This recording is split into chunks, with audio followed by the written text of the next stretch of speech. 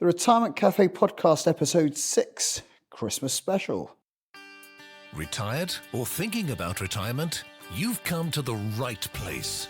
Welcome to the Retirement Cafe Podcast. In each episode, we bring you an important conversation with insight, tips and knowledge, all designed to help you live a fulfilling and successful life in retirement.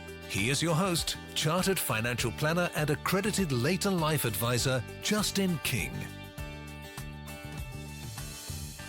If you're new here, a very warm welcome to the show. In this episode, our Christmas special, myself, Justin King, your host, and I'm joined today by my colleague, Rian, who's a trainee financial planner at MFP Wealth Management, and we're here to discuss lots of things so you can be successful with money in 2019. Merry Christmas. So, Rian, Merry Christmas to you. Thank you. So, it's been a busy year here at MFP Wealth Management and the Retirement Cafe podcast, and there's been a lot going on. Now, one of the things that I've been really concerned with is financial scams. You know, we spend a lot of time trying to work out how to invest our money, where to save our money, you know, the right things to do. But people keep getting scammed. What are we going to do about it?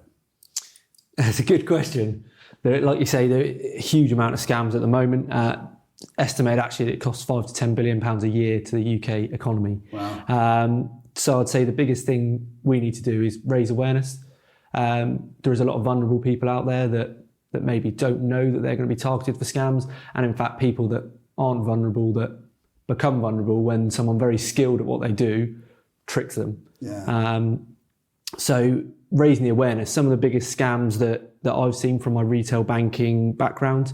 So someone calling, emailing, texting, imitating your bank. So come across very genuine and start putting pressure on, saying that you need to do something right away, otherwise you're going to lose your money. And keep building that pressure until you think, what am I going to do? I've got to do what they say. And the simple solution to that is, if you ever have any kind of contact with your bank and you think, I'm not too sure about this, and they're trying to rush you, the chances are it is a scam. Your bank wouldn't do that. Right. So all you need to do at that point is end the call, look at the back of your card, there'll be a contact telephone number there, and call your bank with a number that you've independently checked. You then know you are talking to your own bank, and you can say, I've had a phone call, I've been told there's a scam going on, something going on in my bank account, that I'm at risk of losing money. Is this true, and what do I need to do? Right. And at that point, they'll tell you there's no such thing, and you've done the right thing by calling and not moving any money to any other accounts. And I also understand that you should not phone on the phone that you've just received the call on. Yes, so another common issue is that they will hold the line open. They've got very good technology where it will sound as if the call's been ended and you've got a new call dialing tone, whereas in fact they've kept the line open, and then they're just going to pretend to be from your bank. So unless you're 100% sure that call has been ended, then the best thing to do is they called your landline, pick up your mobile and call on that number, or borrow a friend's number. Worst case scenario, if you're in a situation where that's your only phone line, go to your local branch whenever it's next open. If the bank had identified a problem, they could freeze your account without your permission. That is under your terms and conditions. So there's no worry if it's a Sunday afternoon and you wait till Monday to go to the bank. As long as you've not given your money away or done anything over the phone, then the bank will take care of any fraud that might be going on in the background. Right. Without you needing to give permission. And of course, probably the right thing to do is also check in with somebody else. You know, if you can't get hold of your bank, check in with a family friend or a trusted financial person who would be able to help you and guide you in the right place. You know. Yeah, 100%. Sometimes a different perspective on a topic suddenly makes you think completely differently. You ask a friend or trusted person, and they might have a completely different opinion, and that might suddenly open your eyes to maybe what might seem obvious to a lot of people. Sure. So you talk about getting people educated so they're more aware of this type of thing. What are the resources that we've got available to help people become aware? Or for people who've got maybe elderly parents or elderly relatives that they want to get them more aware, there's some good stuff out there, isn't there? Yeah, some really great resources now to really raise awareness, because that is how we will prevent this. So some of the big websites out there. So you've got Friends Against Scams. So that's the National Trading Standards Scams Team initiative. So with there's information, stories about existing scams, support groups that you can go to, and you can actually become a Friends Against Scam. There's different levels of what you can do, but you can actually then go on to give talks and promote to other people how you can prevent these scams. Another great website is Think Jessica. This website is dedicated to how elderly people can become serious victims of scams. And again, there's videos and stories, some really, really shocking facts, but also that help and advice that really show you how you can make sure you're not the next victim of these scams. Yeah, and I think the story behind Think Jessica was about this lady's mum who had, a fraud acted against her, which went on for years, I think, a significant period of time, where she was absolutely convinced that she was making the right financial decisions. And sadly, she wasn't. Money was going out the door, big chunks of change a lot of the time over quite a period of time. So pretty serious stuff. And that's the difficulty, is quite often the awareness comes from people becoming victims. So that's why we need to make sure that any vulnerable family members we've got, we're looking at this research and we're talking them through it before they've become a victim to it, not after they've lost their savings that they've spent their whole life working on. Yeah. Wow. So anything else that you wanted to mention about financial scams or other sites that they can look at? So again, a couple of other scams that are very common that people will have heard of, but always to be aware of. Big one at the moment, someone imitating HMRC. Again, text, email, call that you are due a tax rebate. They would not contact you in this way. And again, the way to be 100% is independently contact them, but never give away your bank details when you've been approached to say that you're owed some money. And another big one, copycat websites. Are you on the website that you plan to be on? Wow. So a common one is passport renewals. You search renew my passport in Google, you click on the first link that's there and think, well, it's top of the list. It must be the right website. Just double check that independently, again, that you have got that correct website, that there's no details on there that don't seem quite right, because again, it's very common for people to spend their money on the website and never see a passport renewal after that. Wow. Okay. So yeah, protecting your wealth is hugely important. One of the really disappointing things that I've seen this year is defined benefit pension transfers. Now, I'm what the Financial Conduct Authority designates as a defined benefit pension transfer specialist. So it means I passed specific exams and got specific knowledge about this environment. And the FCA have stated many, many times the first rule of defined benefit pension transfers. And this is basically when someone's got a guaranteed pension benefit that is going to be paid from their employer or their old employer, and there's a cash equivalent transfer value that is allowed to be taken from that scheme and passed into a private pension arrangement. Now, you might say that all sounds great, but the FCA have stated many, many times is that the default position should be not to transfer. There's got to be significant reasons why people should transfer. And there has been a lot of transfers in the last 12 months. Over 6 million people are eligible to transfer their deferred benefits out of a defined benefit pension scheme. The average size of a transfer is over £250,000. And the estimated 100,000 are transferring out of their scheme each year, meaning about 20 to 30 billion per annum is moving out of these schemes. So the demand for advice is high. So the FCA have seen all this transfer advice, they've seen all these schemes going on, and there's a whole lot of bad advice happened around people who were in the British Steel pension scheme. And the FCA have come to this advice process and looked at it and started to investigate. And they think that of the files that they reviewed, that only 47% of them could be shown to be suitable. This is really, really serious. This is people's lifelong savings in a pension scheme that's going to look after them for the rest of their life. And the idea, it makes my blood boil really. The idea that only 47% could be deemed to be suitable. Therefore, 53% of people are in unsuitable pension schemes and probably should have left the money where it was before transferring is to me yet again another financial scam. It's an awful position for a highly regulated world of financial advice for that level of advice to be poor. So if you are considering transferring a defined benefit pension, get a lot of advice. Go and seek independent advice. Go and seek a number of people's independent advice to get different perspectives and different views.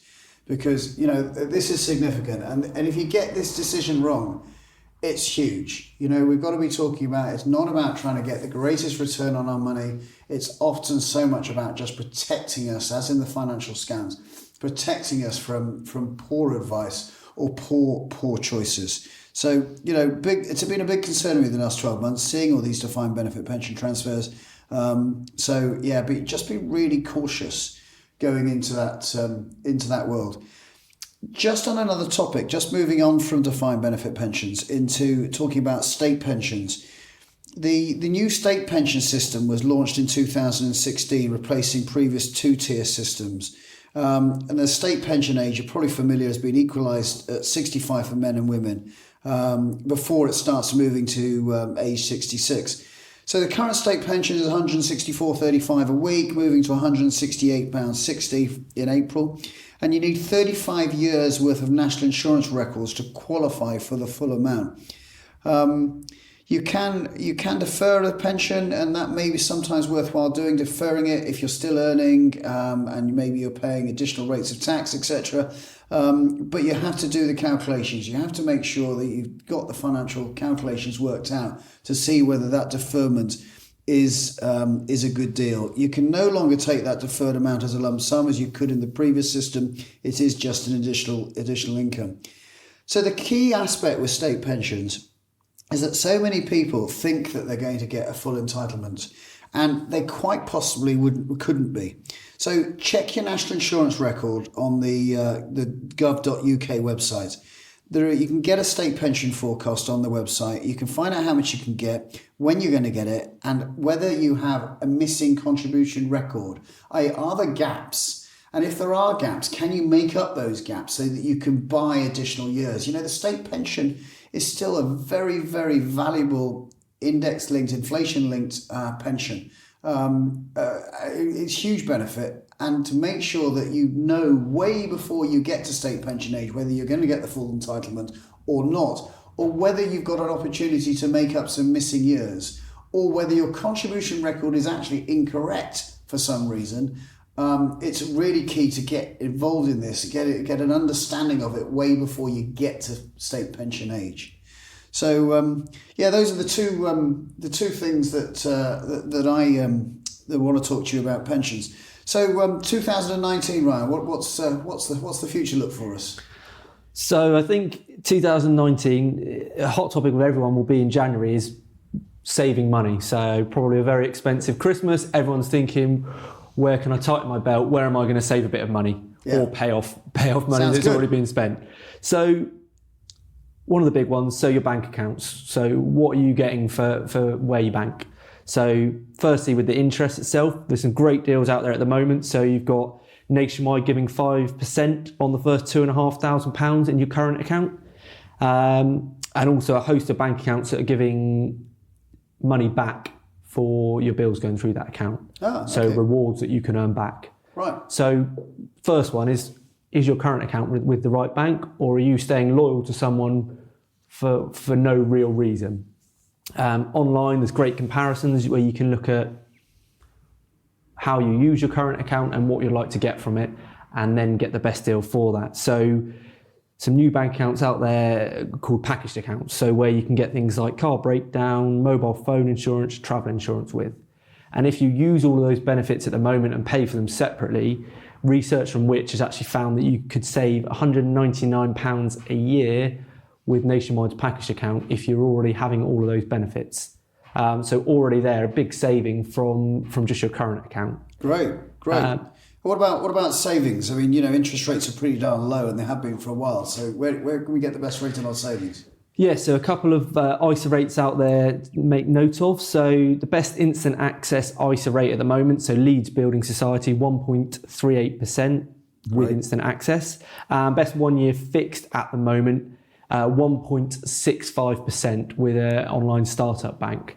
So they're the best rates out there at the moment. So just your bank account alone there, shopping around could make a huge saving at the start of 2019. Sure. So what about your bills? My bills keep going up. You know, everything, my gas, my electric, my broadband, it keeps going up. What can we do about that? Yes, and that's another big area. So people are always looking to get more interest from the money they've got in the bank, but don't look at the bills they've got and realise that maybe the big savings would be from their household bills rather than a higher percentage rate on their ISA. So some of the big savings you can have out there, so phone and TV packages, again, which have done some research on this, and they found that 92% of people that haggled with their existing provider received a discount and now pay on average 20% less for that bundle. So you can shop around and get a better deal with a different company, but if you don't want to change, you're happy with your provider, there's still 20% savings out there from just making a 10-minute phone call. Yeah, and I think, you know, people think of haggling is going to be a bit of a nightmare, but actually it can just be a phone call, can't it? It just, you know, I'm thinking of leaving. What can you do for me? Yes, these companies have huge retention teams now that their sole aim is to keep your business. So they tend to be using a computer system. The numbers are in front of them telling them what they can offer at what point. So you don't need to ring up shouting, arguing. You just need to explain you feel you're paying a bit too much.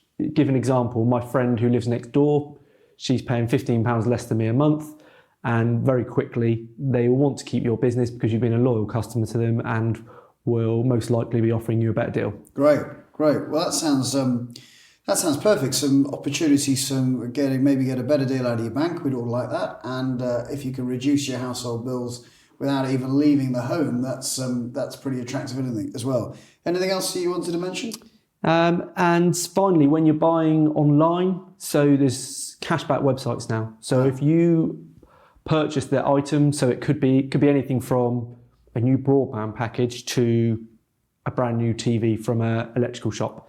If you go through one of the cashback websites, then you can earn money back from them from purchasing in that way. So it still redirects you to the website and the company you were dealing with, but you get money back each time you do it. So one of the biggest companies out there at the moment for this is called Top Cashback.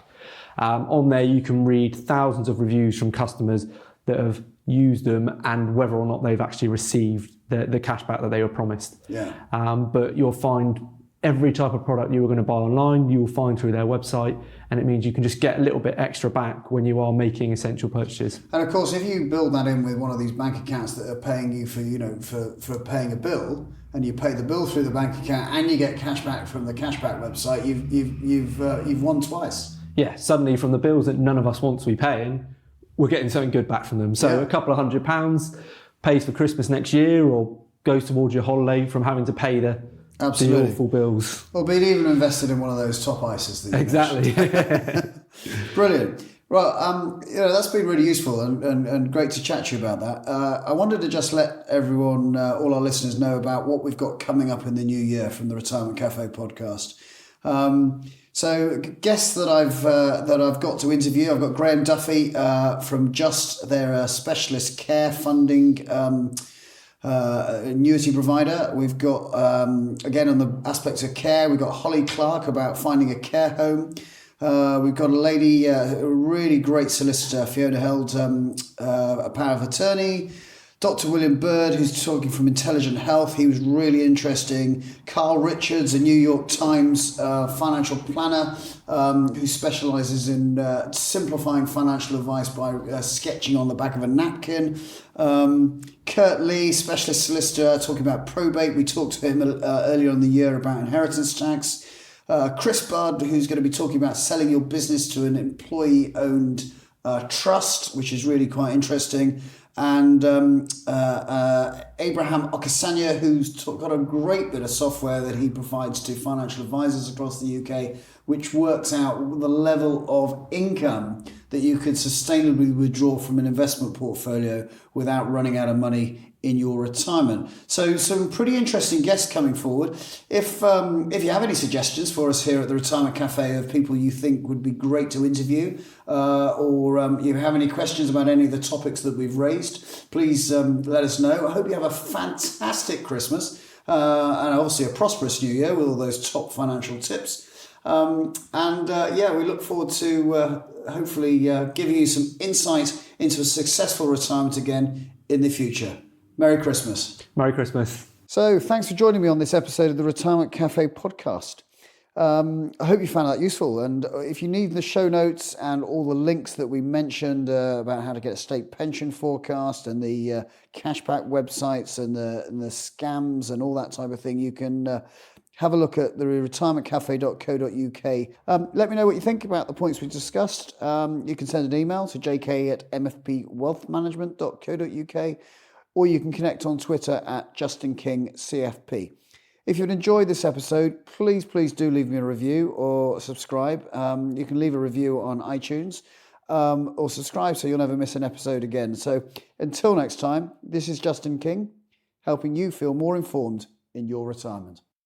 Thank you for listening to the Retirement Cafe podcast with Justin King. To find out more, you can find us online at theretirementcafe.co.uk.